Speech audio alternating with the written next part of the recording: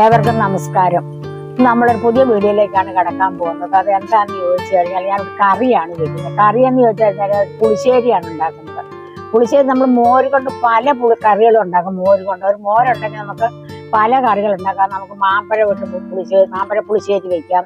അല്ലാതെ നമ്മൾ കൈതച്ചക്ക പഴുത്തോണ്ടി അതുകൊണ്ട് വയ്ക്കാം. ഏത്തപ്പഴം പഴുത്തോണ്ടി അതുകൊണ്ട് വയ്ക്കാം. അങ്ങനെ പല രീതിയിലും വെറുതെ നമ്മൾ കുമ്പളങ്ങ ഇട്ട് വയ്ക്കാം, വെള്ളരിക്ക ഇട്ട് വയ്ക്കാം. അങ്ങനെ മോരുണ്ടെങ്കിൽ പല രീതിയിലും നമുക്ക് കറി വയ്ക്കാം. പിന്നെ അതുപോലെ തന്നെ അതിന്റെ അരപ്പുകളും അതിൽ പല രീതിയിൽ അരച്ച് ചേർക്കുന്നവരുണ്ട്. നമ്മൾ മുളക് പൊടി മാത്രം ഇട്ട് മോര് കറി വെക്കുന്നവരുണ്ട്. നമ്മൾ അല്ലാതെ തേങ്ങ അരച്ച് വെക്കുന്നവരുണ്ട്, കാളം വയ്ക്കാം. അങ്ങനെ പല രീതിയിലും നമുക്ക് ഇച്ചിരി മോരുണ്ടെങ്കിൽ പല രീതിയിലും നമുക്ക് കറികൾ വയ്ക്കാം. ഇന്ന് ഞാൻ ഉണ്ടാക്കുന്ന കറി എന്ന് പറഞ്ഞാൽ പുളിശ്ശേരിയാണ് ഉണ്ടാക്കുക. പുളിശ്ശേരി വെക്കുന്നത് എന്തിനാന്ന് ചോദിച്ചു കഴിഞ്ഞാൽ ഇതൊരു 3-4 ദിവസം ഇരിക്കും. ഇവന് രാവിലെ പോകുമ്പോൾ ഇച്ചിരി കറി കൊടുത്തു വിടാനും കൊണ്ട് 3-4 ദിവസം നമ്മൾ വേറെ കറി അന്വേഷിക്കേണ്ട. അതുകൊണ്ടാണ് ഞാൻ ഇന്ന് ഈ പുളിശ്ശേരി വയ്ക്കാൻ പോകുന്നത്. ഈ പുളിശ്ശേരിയുടെ തൈരാണെങ്കിൽ നമ്മളിവിടെ തന്നെ ഉറയൊഴിച്ച മോരാണ് ഞാൻ എടുക്കുന്നത്. നമ്മൾ പുറത്തുനിന്ന് മോരും തൈരും ഒന്നും മേടിക്കാറില്ല, നമ്മൾ തന്നെ ഉറയൊഴിച്ചെടുക്കുന്നതാണ്. അപ്പൊ ആ പുളിശ്ശേരിയാണ് ഉണ്ടാക്കാൻ പോകുന്നത്. അതെങ്ങനെയാണ് ഉണ്ടാക്കുന്നത് നമുക്കൊന്ന് കാണാം. കഷ്ണം ഇടുന്നത് 2 ഏത്തക്ക വാങ്ങിച്ചിട്ടുണ്ട്. ഈ 2 കായ ഇട്ടാണ് നമ്മൾ പുളിശ്ശേരി വെക്കുന്നത്. പിന്നെ അതിന്റെ കൂടെ പച്ചമുളക് ഇടാം, കാന്താരി മുളക് ഇടാം, പല സാധനങ്ങളും നമുക്ക് ഇതിന്റെ കൂടെ ഇട്ട് കറി വയ്ക്കാം. അപ്പൊ ഞാൻ ഈ 2 കായ ഒന്ന് ചെത്താം. നമുക്കത് ഇതെങ്ങനെ പുളിശ്ശേരിക്ക് അരിയുന്നത് എങ്ങനെ, പുളിശ്ശേരിക്ക് അരിയുന്നതിലുണ്ട് വ്യത്യാസം. എല്ലാ കറിക്കും അരിയുന്നവരല്ല പുളിശ്ശേരിക്ക് അരിയുന്നത്.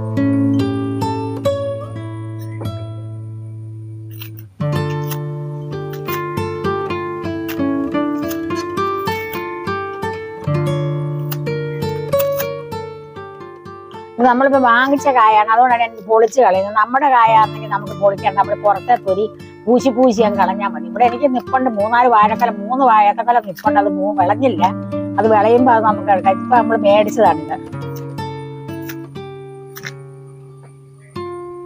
അപ്പൊ നമ്മളിത് കാ പൊളിച്ച് വെള്ളത്തിലോട്ടായിട്ട്, അല്ലെങ്കിൽ ഇതിന് കറയുണ്ടാവും. അപ്പൊ നമ്മൾ ഈ വെള്ളത്തിനകത്ത് നമ്മളിങ്ങനെ തിരുമ്മി കഴുകി എടുക്കണം.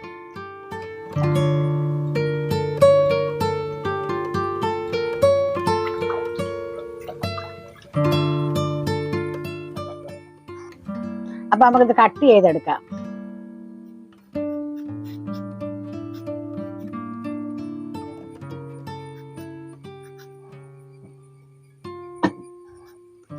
ഈ രൂപത്തിലാണ് നമ്മൾ പുളിശ്ശേരിക്ക് അരിയുന്നത്. ഇങ്ങനെ സാധാരണ നമ്മൾ തോരനോ അല്ലെങ്കിൽ സാമ്പാറിനകത്തിടാനോ ഒന്നും ഇങ്ങനെ അരിയുന്നത്, അവിയലിനൊന്നും ഇതിങ്ങനെ ഇടണം നമ്മൾ അരിയുന്നത്.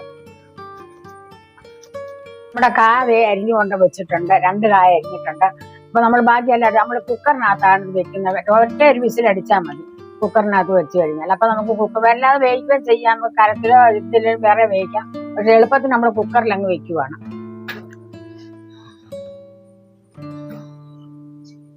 ഇതിനകത്ത് നമ്മൾ സ്വല്പം മഞ്ഞൾ പൊടി ഇടുവാണ്.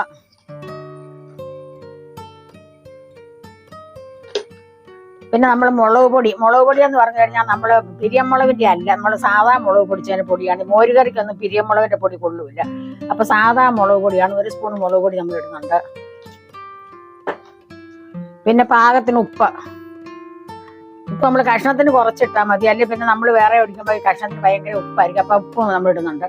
പിന്നെ നമ്മൾ ഇതിനകത്ത് ചേർക്കാൻ പോകുന്നത് പച്ചമുളക് ഇടുന്നവരുണ്ട്, കാന്താരി മുളകാണ്. ഞാൻ ഇടുന്നത് കാന്താരിയാണ്. കാന്താരിയും കൊണ്ട് ഇതിന്റെ കൂടെ ഇട്ട് വേവിക്കണം. അതെന്താ വെച്ചാൽ കറി കൂട്ടുമ്പോൾ ഇടയ്ക്ക് ഇതിട്ട് കാന്താരി കിട്ടുമ്പോണ്ടല്ലേ, ആ കാന്താരിയും കൂടെ കടിച്ചു കൂട്ടി ചോറുണ്ണാനൊക്കെ ഭയങ്കര രുചിയാണ്. അപ്പൊ ഞാൻ ഇത്രയും കാന്താരിയും കൂടി ഇതിന്റെ കൂടെ ഇട്ട് വേണം. പിന്നെ ഒരു കതപ്പ് കരിയാപ്പലയും കൂടെ. അപ്പൊ നമുക്ക് ഇത് വേവാനും മാത്രമുള്ള വെള്ളം മതി. നമ്മൾ ഒരുപാട് വെള്ളം വേണ്ട, നമുക്ക് ഇത് വേകാൻ മാത്രമുള്ള ശകലം വെള്ളം കൂടി ഒഴിക്കാം നമുക്ക്.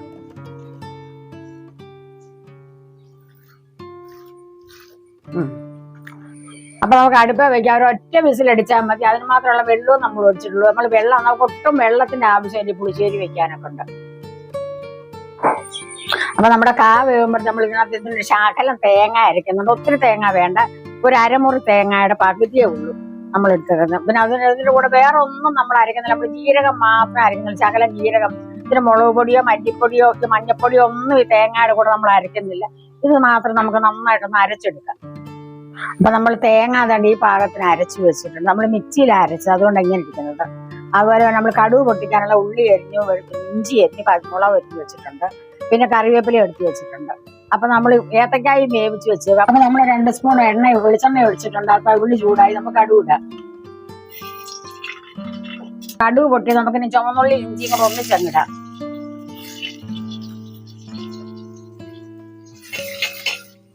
അപ്പൊ മുറിച്ച് വെച്ചേക്കുന്ന മുളകും ഇച്ചിരി കറിവേപ്പിലയും കൂടെ നമുക്കിടാം.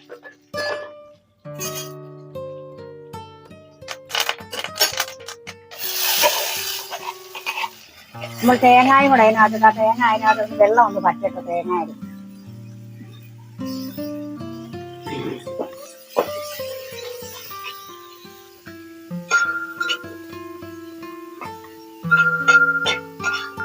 അപ്പൊ നമ്മുടെ തേങ്ങയുടെ വെള്ളമൊക്കെ പറ്റിയൊരു കളറൊക്കെ മാറിയിട്ട് ഇനി നമ്മൾ വേവിച്ച് വെച്ചേക്കുന്ന കായൂടെ നമ്മൾ ഇതിന്റെ കൂടെ ഇടുവാണ്.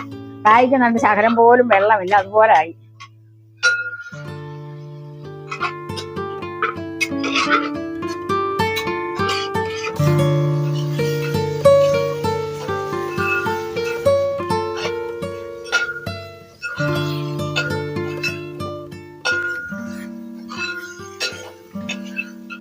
അപ്പൊ നമ്മുടെ തൈര് കലയ്ക്ക് നമ്മൾ ഇതിനകത്ത് ഒഴിക്കുവാണ്. നമ്മൾ വെള്ളം ഒന്നും ചേർക്കാതെ ഇത് ഉടച്ചു വെച്ചാൽ കുറച്ചൊഴിക്കട്ടെ. കുറച്ചൊഴിച്ച് നമ്മൾ ഈ കഷ്ണമായിട്ടൊന്ന് അപ്പൊ കഷ്ണം നമ്മളിതെല്ലാം കൂടെ ഒന്ന് ഇളക്കിയില്ലെങ്കിൽ നമ്മൾ ആദ്യം ഒഴിക്കുമ്പോൾ ആ മോരും കഷ്ണം കൂടെ അങ്ങനെ കട്ടയായിട്ടിരിക്കും. അപ്പൊ നമ്മൾ ഇതുകൂടെ ഒഴിക്കാം. അപ്പൊ ഇതിന് നിങ്ങൾ തോന്നുമ്പോൾ ഇതിന് കളർ കുറവാന്ന് തോന്നുന്നു. പക്ഷെ നമ്മൾ മഞ്ഞൾപ്പൊടി കായ്ക്കകത്തിട്ട് വേവിച്ചത് കൊണ്ട് ഈ കറി ആ കിടക്കും തോറും ഇതിന്റെ കളർ മാറിക്കൊണ്ടിരിക്കും. അപ്പൊ നമ്മൾ വേറെ ഇനിയും പൊടി ഇടണ്ട. നമ്മളിപ്പോ ആവശ്യത്തിനുള്ള പൊടി കളറൊക്കെ ഉണ്ട്. നമ്മൾ പൊടിച്ചു വെച്ചേക്കുന്ന ഉലുവാപ്പൊടിയാണ് വറുത്ത് പൊടിച്ച് വെച്ചത്. ആ ഉലുവാപ്പൊടി കൊണ്ട് ഇത്രയും ഉലുവാപ്പൊടിയും ഇടാം.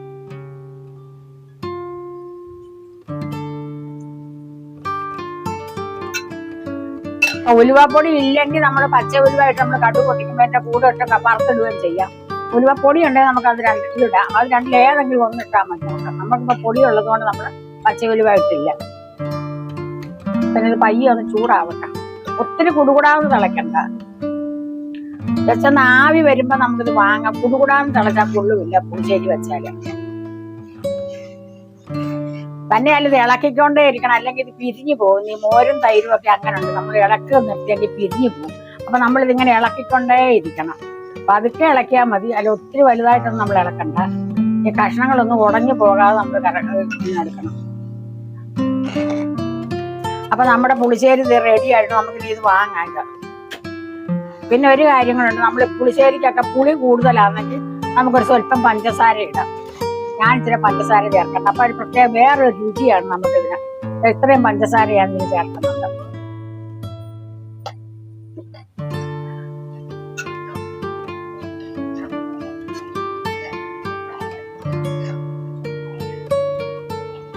അപ്പൊ ഇന്നത്തെ വീഡിയോ നിങ്ങൾക്ക് എല്ലാവർക്കും ഇഷ്ടപ്പെട്ട് കാണുമെന്ന് ഞാൻ വിശ്വസിക്കുന്നുണ്ട്.